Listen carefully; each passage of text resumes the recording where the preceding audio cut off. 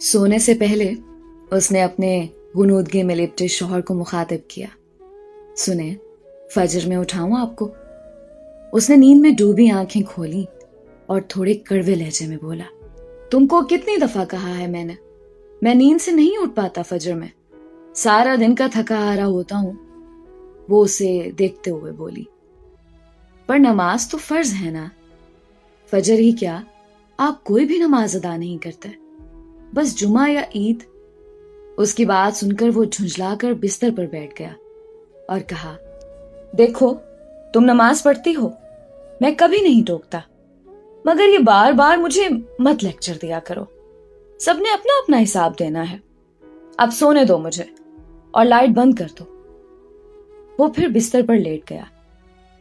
अच्छा सुने, उसके फिर पुकारने पर उसका जब्त जवाब दे गया, एक बार कह दिया तो क्यों बहस कर रही हो बार बार। वो कुछ देर के तवक्कुफ के बाद बोली, नमाज का नहीं कह रही, दूसरी बात है। क्या? उसे समझ नहीं आ रही थी अब वो क्या पूछना चाह रही है।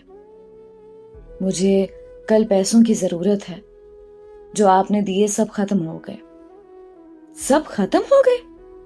उसके लहजे में बला की हैरत थी। खुदा की बंदी, ऐसे कहां खर्च किए पैसे? अभी आधा महीना बाकी है तनख्वाह मिलने को, और तुमने महीने भर का बजट अभी से खत्म कर दिया। मैं आपको हिसाब नहीं देना चाहती, बस हो गए खर्च, कल बंदोबस्त कर दीजिएगा पैसों का। उसकी बात पर उसके तन बदन में आग लग गई। क्यों हिसाब नहीं देना चाहती? पैसा क्या दरख्तों पर लगा है जो तोड़ ले बंदा? ऐसा तो आज तक तुमने नहीं किया, फिर इस बार? कुछ भी हो, मुझे सारा हिसाब चाहिए। अभी उसका चेहरा बता रहा था वो सख्त गुस्से में है। उसकी बात पर वो मुस्कुरा दी। वो हैरत से उसे देख रहा था। तुम हंस रही हो? मजाक है क्या ये? वो बोली, मैं इसलिए हंस रही हूं कि अल्लाह ने आपको इस घर का सरबराह बनाया, और जब आपकी सरबराही में मैं हिसाब न रख पाई तो आपको गुस्सा आ गया। अब सोचें, कल को आपसे भी वो रब माशर में हिसाब मांगेगा तो कैसे देंगे?